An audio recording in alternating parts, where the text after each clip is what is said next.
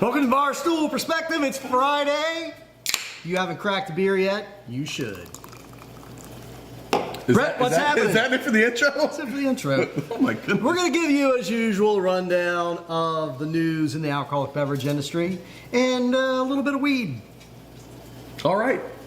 Let's do it. We're live. In beer news, China. It seems that it takes you by surprise.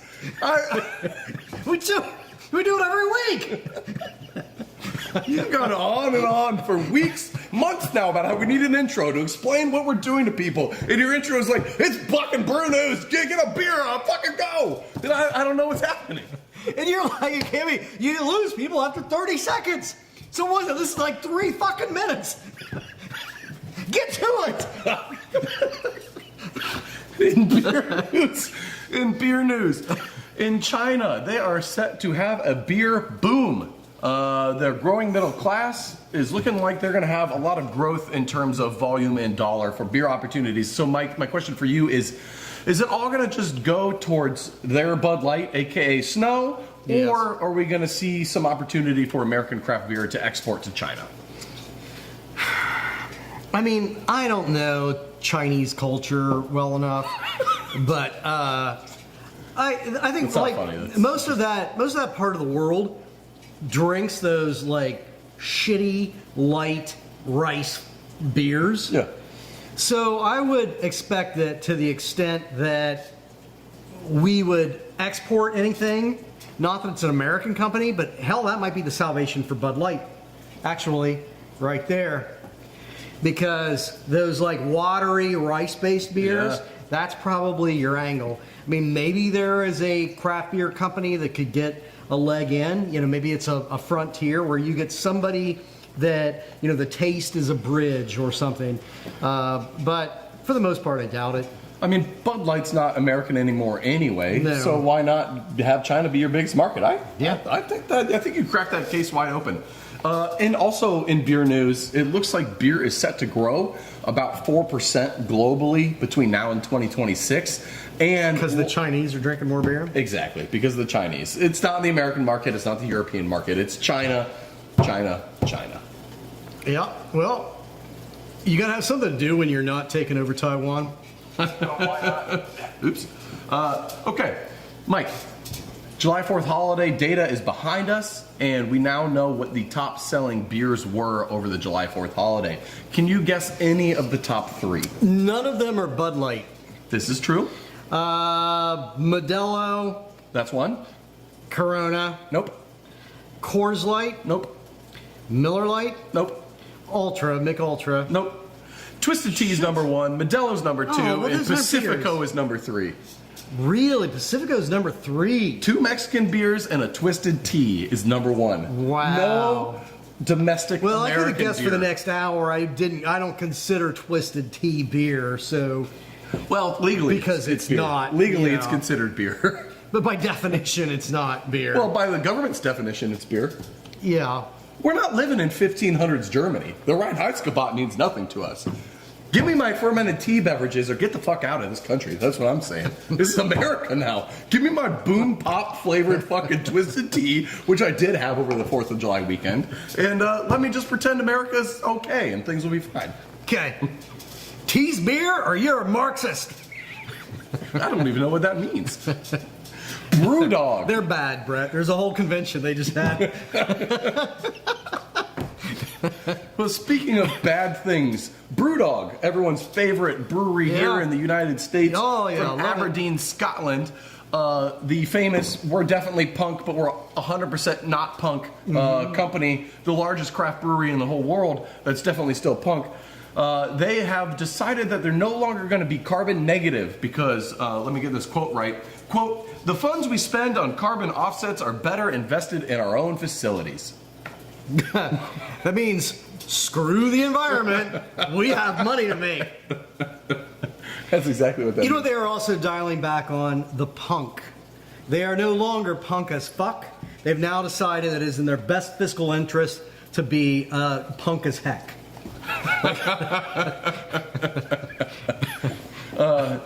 Kev, if you're out there, buddy, sorry about the loss. I know that you enjoy BrewDog immensely, but We're over it here in the States. Now, in wine news, Mike, we all know that you're a Swiftie. Oh, absolutely. What's your favorite song of hers again? I can't remember how it goes. I don't know. I sold a car to buy a ticket to hear it, but I don't know any of her songs. Yeah, weren't those tickets you bought in Indianapolis like $3,400 each? Yeah. Oh, yeah. But it was worth it. Like, I was in the back of this auditorium, and I get to watch her on this television screen. It was amazing. Yeah, no, I mean, we go back. I used to sleep with her. She wrote some songs about it, but I haven't heard them. Well, Alanis Morissette, too. God damn it. There was a whole album. It was good. I regret bringing this up. Well, Mike, you might not know, but wine's not doing great. Actually, you definitely know that. However, I've heard you whine about it. This is true. What you might not know, actually, though, is that 2 varieties of wine are doing well, specifically white wine. One is Pinot Gris, the other is Sauvignon Blanc. And the reason they're doing well is because Taylor Swift, a year ago on the Ellen DeGeneres show, said that she enjoys a glass of one of those 2 grapes every once in a while. And now they're actually growing, and everything else is Oh, my not. God. I really don't. There's a couple of songs I vaguely recognize. It's not terrible music. I don't understand how it stands out as this, how it has this whole cult that she can actually make decisions, and that you have presidential candidates that really are freaking out over what will Taylor Swift say about, will it be endorsed by Taylor Swift? I don't get any of it, but with the wine thing in particular, wine has been susceptible to that in the past. If you remember, there was that Paul Giamatti movie, Sideways? Sideways. A funny little movie. But he does this whole snotty thing, Merlot is for imbeciles. It tanked Merlot sales. Yeah. I mean, it was amazing. That one movie that wasn't even, wasn't Titanic or something. It was a movie that did okay. It was the best wine movie probably ever made. Yeah. Bottle Shock was kind of a nice, it was a true story, but yeah, Sideways was a good wine movie. It's nuts that people... Or that Fickle? Yes, that's a nice way to put that. Thank you. Well, but I think it also feeds into one of those things that we have said about wine a lot, that the wine industry makes wine unapproachable. Yes. So most people who, if you don't have the time and money to invest into really learning about wine, you spend a lot of time feeling dumb about the wine you drink. Yeah. So if a Paul Giamatti character tells you that Pinot Noir is what sophisticants drink, then you feel like you can look smart doing it. And if Taylor Swift likes Pinot Grigio, then whatever. Which is really a terrible wine. I mean, it's like the Bud Light of wine. I like a good Pinot Gris. If it's well made, I can get behind it. Yeah. I don't generally white wine, whatever. I like ice in my white wine. So, I'm a Philistine, whatever. Speaking of Philistines, Mike, can you guess any of the top 10 most drunk... No, let me rephrase this. Yeah. I have a list of the top 10 countries that drink wine by volume per capita. Okay. So, yeah. The most wine-drinking countries. Yes, that's a good way to put that. Thank you. I got top 10. You're going to clearly Italy, France, Spain would be in top France is 3. number 1, Italy is number 6, Spain's not on the list. Really? Yes. Argentina, is that on the list? Argentina is not on the list. My God. Argentina's a good guess, though. I mean, Argentina, Chile, they make good wines down there. They make fantastic wines. Neither of those countries, none of the South American countries are on the list at all. Wow. Portugal's number 2. Okay, I love Portuguese wine. Yep. Actually, my favorite varietals are out of Portuguese. Yeah, that shit's great. Their soil's great. This is something that someone would say that likes wine and understands it. Sure. Slovenia, Luxembourg, We're going to Denmark. have the same kind of impact on Portuguese wine as Taylor Swift on Pinot Grigio. It's going to be very similar. Yeah, send us our royalty checks. Like some of these party source is going to sell like a bottle. Our producer Dan's going to pick one up on his way home. Yeah. Andorra, Switzerland, Georgia, Austria round out the top 10. So not countries I necessarily would have guessed, but like Switzerland, Austria, and what? Georgia. Andorra. Georgia, no Andorra is also shit. on the list. Denmark, Luxembourg. Wow. So countries with money. Yeah. All European-based countries Yeah. too. So this is in the world. It's not just Europe, but they all happen to be in Europe. Do they have money in Georgia? Oh. Maybe they just have really cheap wine. Maybe. I also have the list. Doesn't of drink a the lot. I mean, least- there's Russian countries, former Soviet bloc countries, all drink a lot. They drink a lot, but not a lot of wine. Yeah. A lot of vodka and A lot of whatever vodka. else. I also have the reverse. I have the least drinking wine countries in the world. Another top 10 list. Can you name any of them? Because I could have maybe guessed one. I would have guessed that like most of them are Muslim countries. That's a So, decent guess. you know, there'd be like whatever the hell those are. You know, Iraq, Iran. Iraq's number one. Iran's not on the list. Saudi Arabia is not on the list. Some really poor ass African countries are probably on the list. Yeah, Jordan, Uganda, Sri Lanka, Burundi, Democratic Republic of Congo, Sierra Leone, Oman, Tajikistan, and Niger. Yeah, I doubt they're drinking a lot of wine in the Congo. War-torn Right, Congo yeah. isn't getting France wine flown in on the reg. Wait, let me try to not have my limb hacked off with a machete while I enjoy this Pinot Grigio. I think they have the whole hierarchy of needs. I don't think wine is. Maslow did not factor in. Yeah, fucking- Maslow didn't factor that in. I mean, I want to not have my limbs cut off with a machete, but Taylor Swift says that I should drink a Pinot.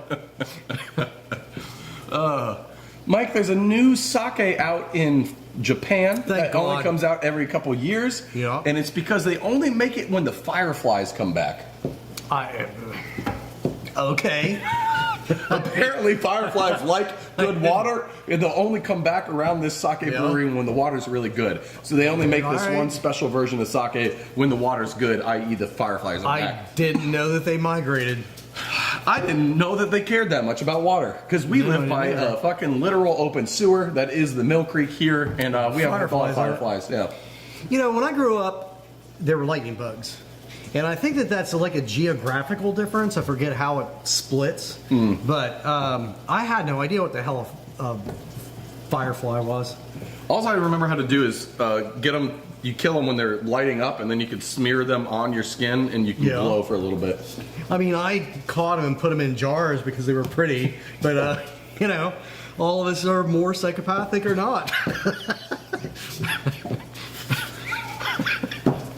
What do you want me to do with that? I have a similar story about hamsters, but In retail news, non-alcoholic products continue to accelerate. They are up 34% by dollar, and they are up by 14% in velocity. So they're selling more of them. you mean they're moving quicker? Yes. How fast can a NA beer run? How fast? I don't know. All right. What?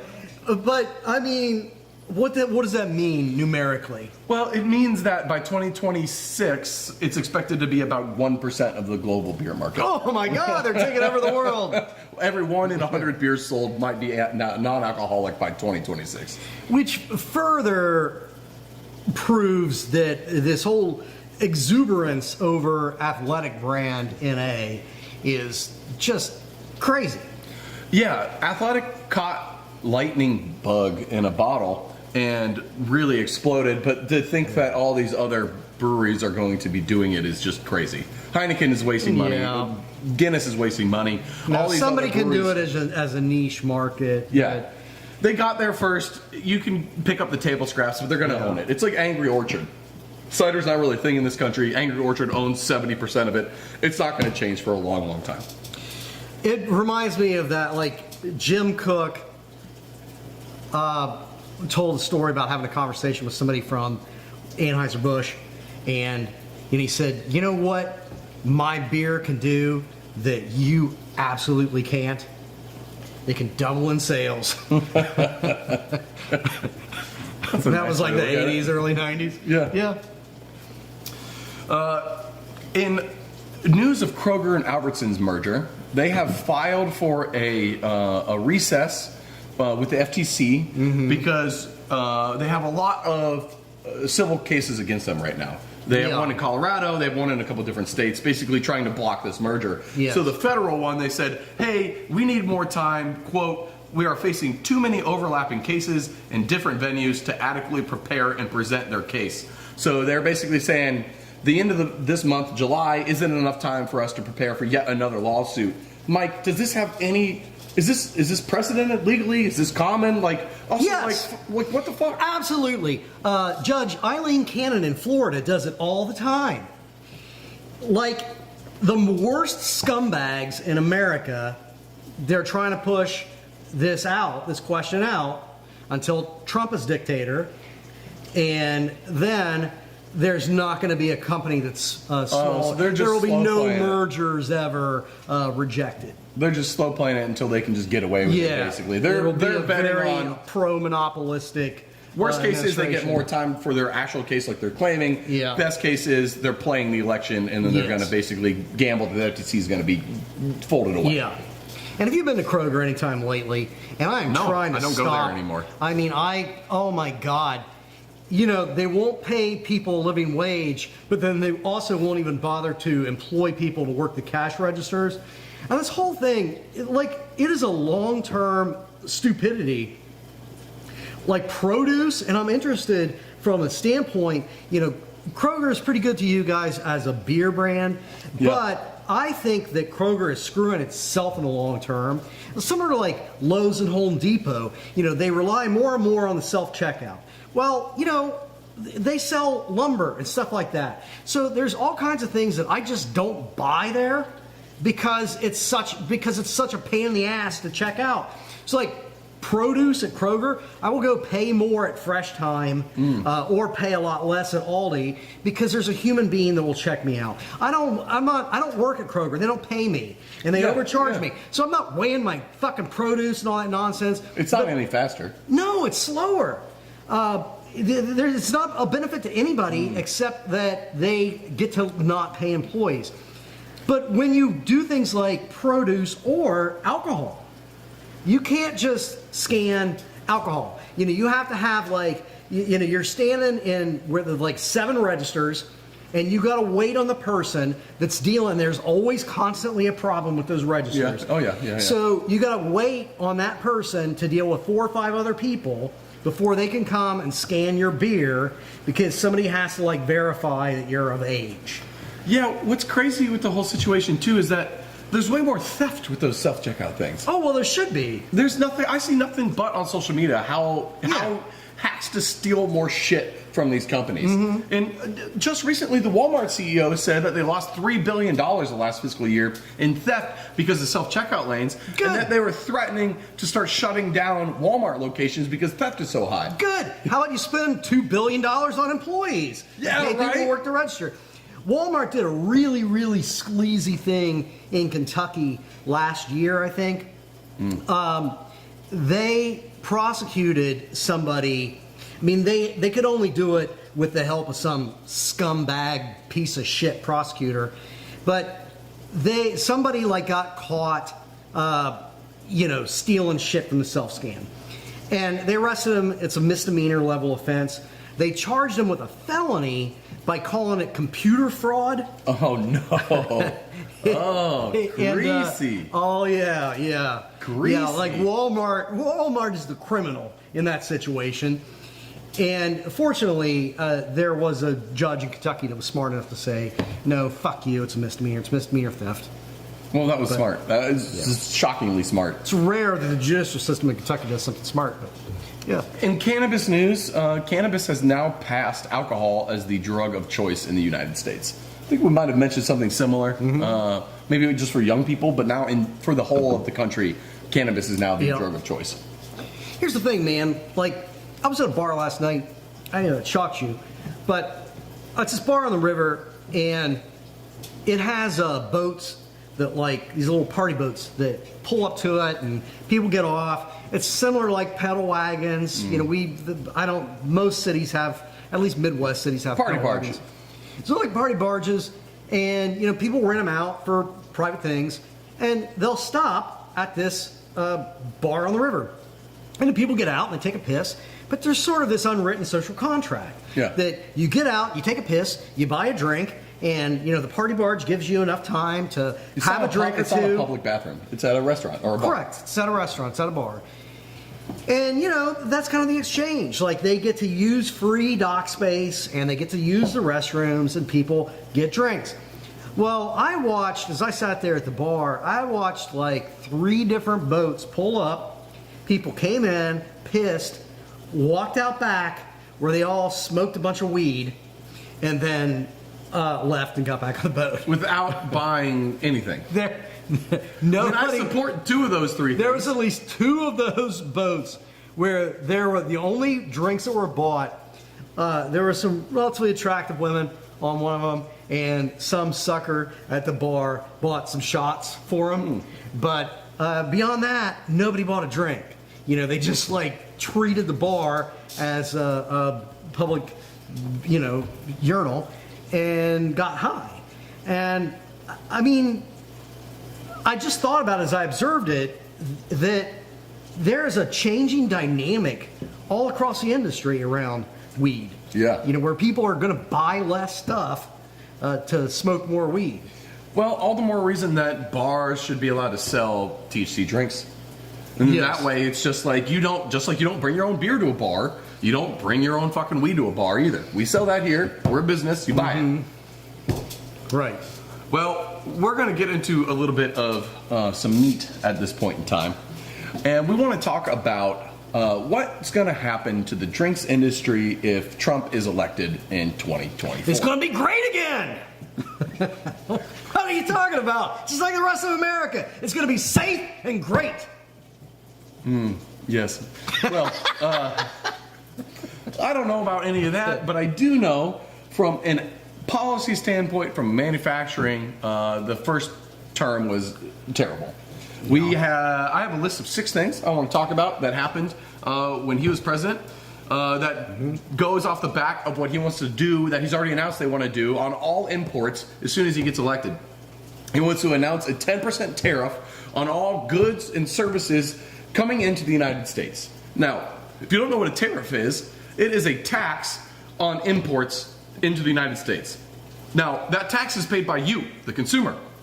Because what happens is these companies send stuff to America, they get charged 10% extra on top of the fee already, and they don't just eat that cost. They raise the price by at least 10% to cover the cost of the tariff. So things cost more for us, which is another tax basically on the poor. It costs you more money to buy what you normally buy. Now, for us, what happened in the first go-around when he decided he hated China and was going to tax the shit out of it was that aluminum went through the roof. How do you say it?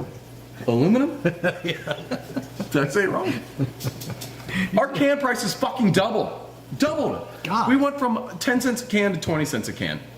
That is a crazy increase. Like, so much. Like, there's a reason you don't see $9.99 6-packs of craft beer anymore. Because we just can't do it anymore.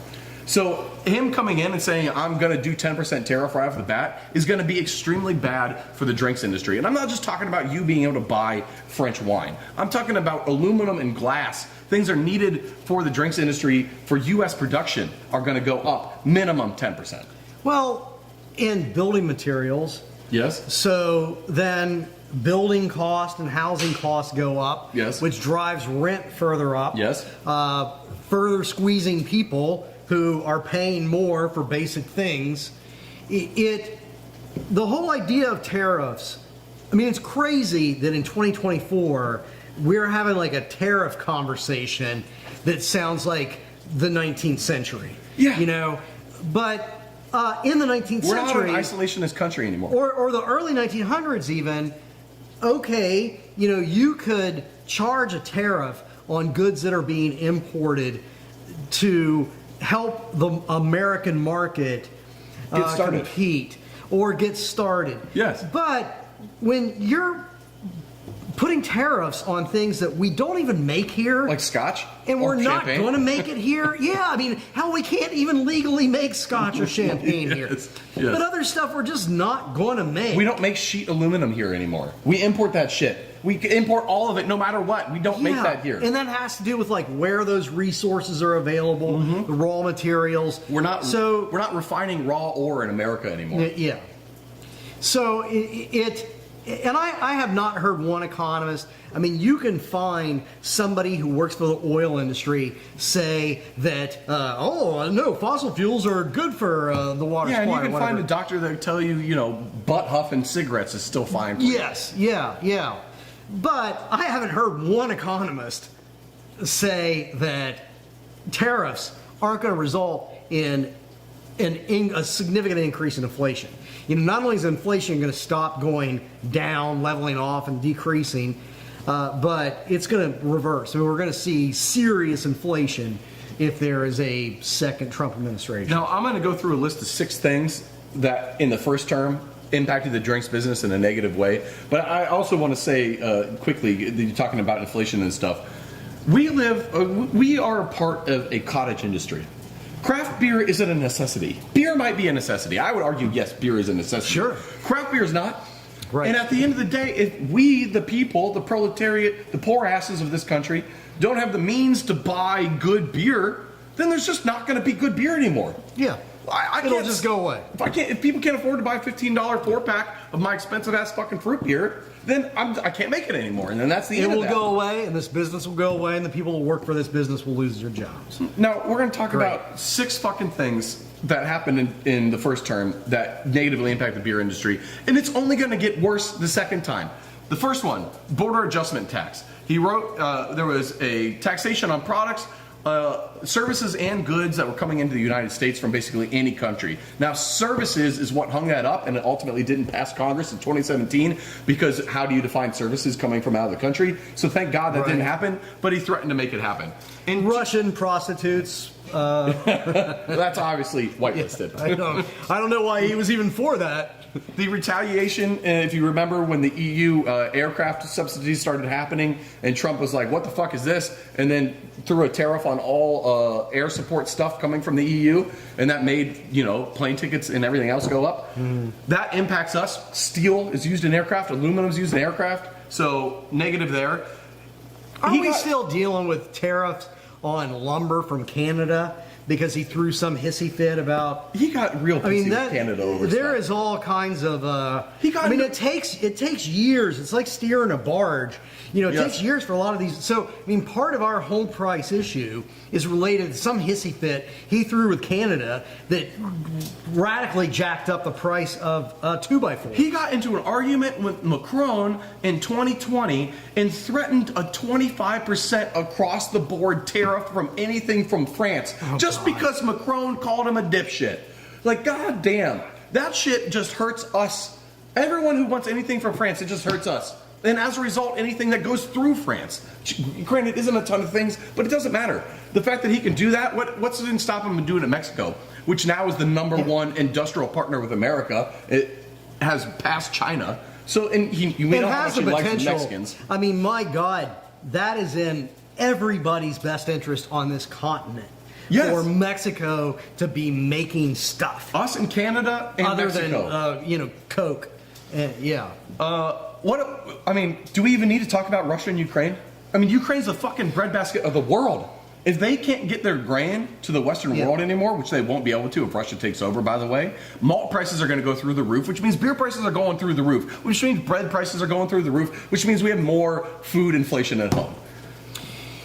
Which, from a purely self-interested financial standpoint, it is asinine to not support Ukraine.